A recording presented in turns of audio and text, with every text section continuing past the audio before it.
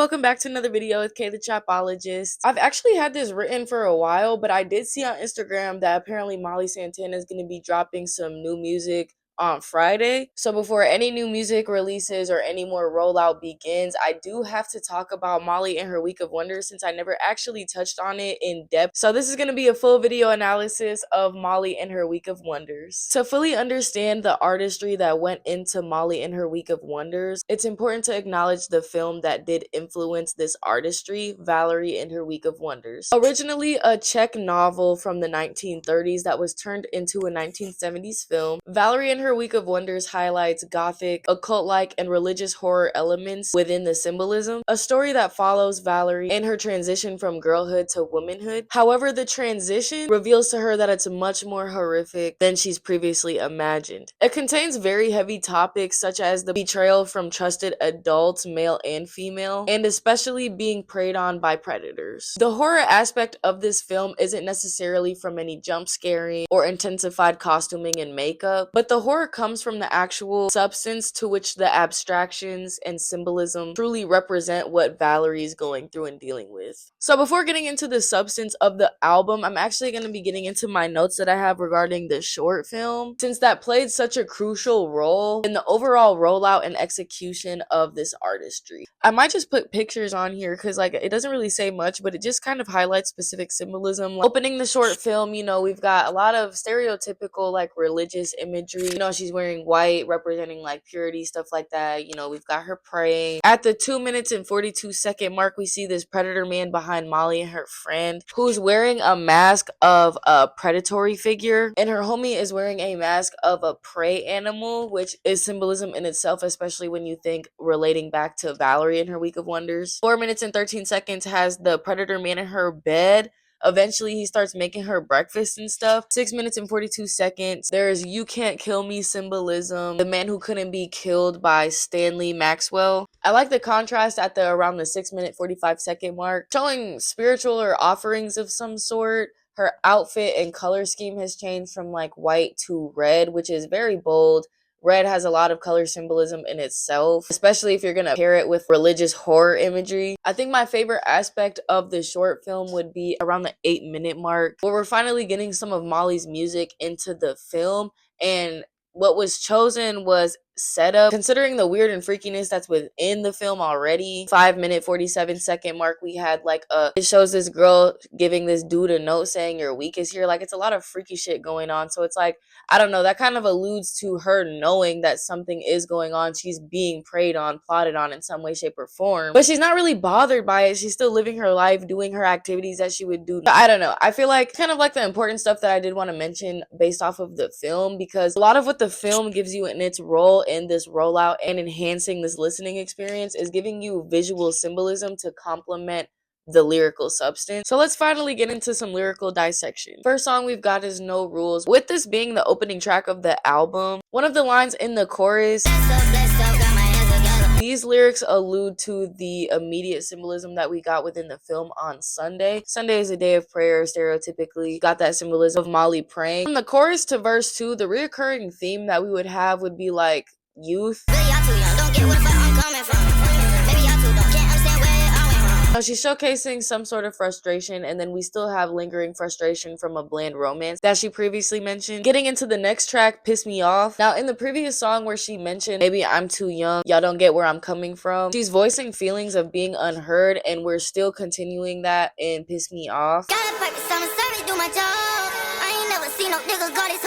Despite being unlistened to, overlooked, that's not stopping her momentum and her work ethic to continue to strive and chase things that she's going for. Especially within this track, the references to romance are a lot harsher and way more stern. The themes of her referencing how she's young, she is a young artist in the industry, not to mention, especially I'm gonna touch on this in the conclusion of the video for sure too, but she had a lot of creative direction within the project and the short film and stuff like that. Cayenne. Now, the strongest and my favorite aspect of this song would be the lyrics.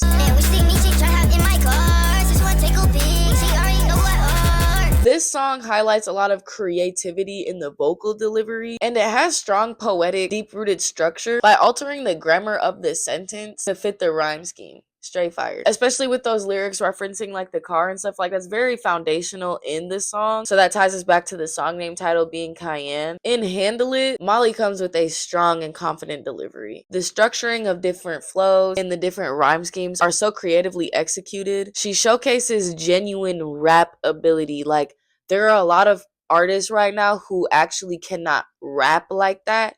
Not saying that they can't make good rap music or that they can't make music or that their stuff doesn't sound good, but they cannot rap like that. Containing a lot of lyrical substance alluding to her crushing competition, simultaneously not even feeling threatened. In the short film, the antagonist that seems to be referenced would be like the weirdo masked characters. There are a lot of scenes showing her being unfazed by them. So because the original film, Valerie and Her Week of Wonders, alludes to like those topics of betrayal by those close to her, I don't necessarily know which angle this track would be going towards, whether it's the same feelings of betrayal from people that she's been close to, or if we're antagonizing the randoms in the industry or just other people in that proximity. BRB taking responsibility for relationships and has a lot of financial overtones. Not Regular, of course, a lead single. I think the concept of not being regular in this track would also parallel to not being regular by being hunted of this thematic representation. On the song Ben Did That, there's the lyrics.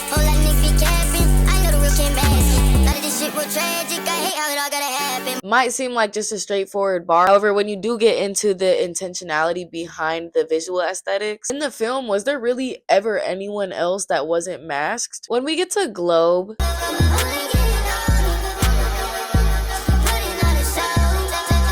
is another direct lyrical reference to the film of the like girlhood transition. However, in the second aspect of the bar, it also can further the thematic, considering at the end of the short film, you know, we have that big masquerade. She's the leading act, she's the leader of the show. So in Honest, that would also be another direct Valerie and Her Week of Wonders reference. Feel like I'm stuck in a drink, don't see no personality, nobody is counting me. This song alludes to the feelings of isolation versus loneliness. This instrumental is very contrasting from those previous for sure. I think the bounce and the layering definitely evoke a different feeling of mystique. It's another song where she's standing 10 toes behind authenticity prevailing, hard work prevailing. And When I'm Gone, the overall theme can be referenced back to Be Right Back. This song would essentially be the aspect of where she's like gone. I turned to a man, I really love how to can't stand it.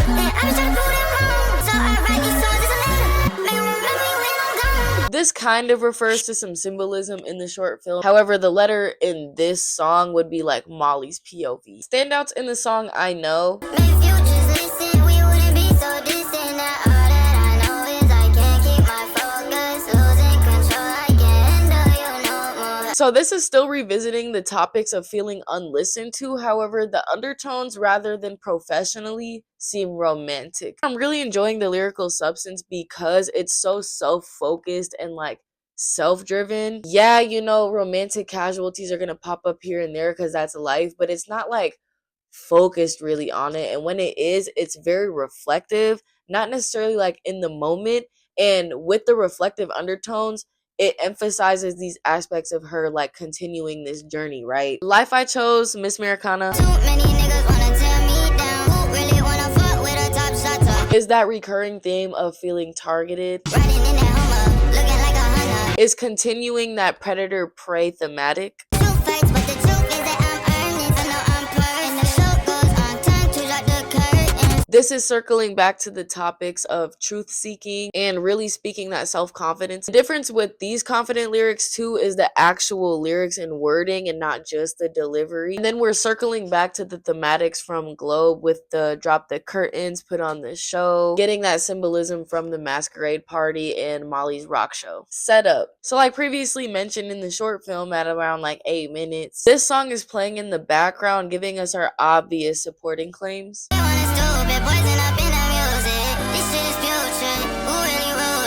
And this is very strong lyrical evidence getting into the professional critiques that she has. This is especially important in an album like this with such intricate rollout and attention to detail. It vocalizes frustration coming from true artistry of having to deal with the commonalities of artificially saturated ideas and executions. Additionally, knowing that that aspect is a core foundation of this project, artistic and personal execution, considering the crediting of the short film, finally leading us to Weekend. weekend. So now obviously this song is very conclusive with the title being Weekend, symbolism of Molly and her week of wonders. We get to the ending.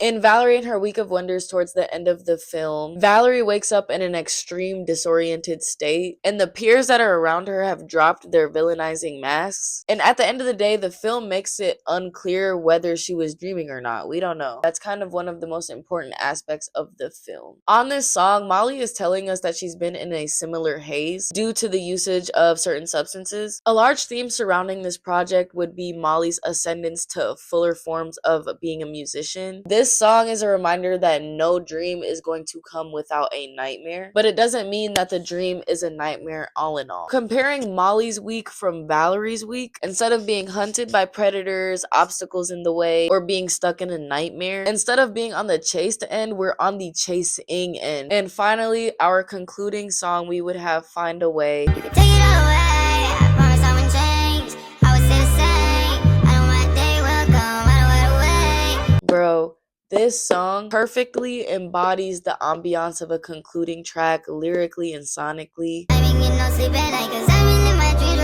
Once again, we're going back into these chasing dream thematics, but especially more emphasis on personal security, alluding to the notion of knowing her true talents and ethic as a musician. It cements the claims of her character. In this song, overall, she tells us that even if she loses everything, there's always going to be next week for Molly because she's going to find a way. You can abstract these themes so many different ways, especially in the industry, whether your label isn't giving you creative freedom that you desire or dictating your personal life to perform a narrative that somebody else wrote for you. This album is her showing us that she's very much so the opposite of that. The use of the formatting of the storyline for the marketing and promo was genius and extremely effective. I remember thinking back to when the album was actually releasing in around like May and we were getting the present rollout. There were a lot of critiques and comments of the aesthetic not matching her sound and like people making fun of that, which is honestly just so ironic, especially after this video where you understand the topics of her feeling not truly listened to, because it's just ironic because, like, bruh, it literally makes sense. Anyways, that would be all I would have for the album Molly and her Week of Wonders and this video analysis. Let me know your thoughts in the comments regarding this video. And especially if I didn't mention any symbolism or artistic details, please comment them down so we don't miss any identity. And thank you so much for watching this video if you're still here. If you're interested in shorter form videos, follow my TikTok. And then if you're interested in my fit pics and shit, you know, go follow my Instagram at Kfuria. And hopefully I will see you in another video.